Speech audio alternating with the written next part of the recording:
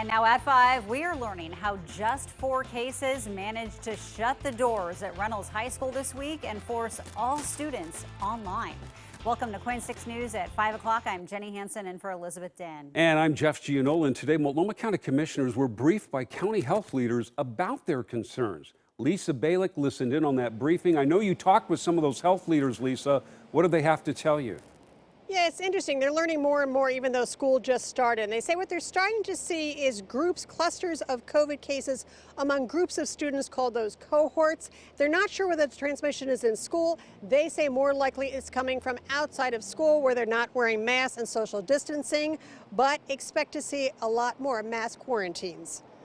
OHA and ODE have strongly advised all districts to be prepared to pivot. A bumpy back to school for students as COVID cases climb and schools struggle to provide protection.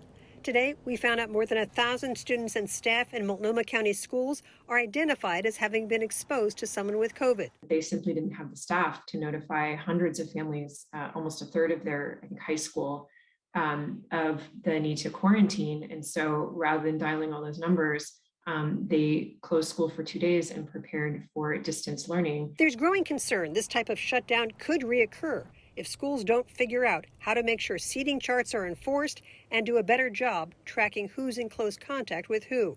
Today, a warning that closing schools again could actually make the virus spread worse. And so we can talk about closing a school for public health reasons, but that's not going to keep kids from mixing. And if anything, they're better off in school for the learning and in a structured environment where people are reminding them to wear their masks and to stay apart. I asked whether schools should be keeping a record of students who are vaccinated to avoid mass quarantine.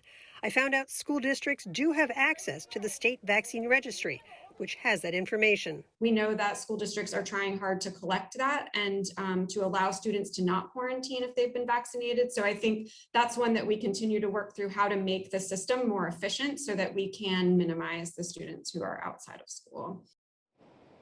Now, the push still on to get kids vaccinated. 12 and up can get that vaccine right now. One other thing, tomorrow, the Oregon Health Authority is putting out their weekly report. That will list where the cases are in the schools. We'll have that for you tomorrow. Live in downtown Portland, Lisa Balick, KOIN 6 News.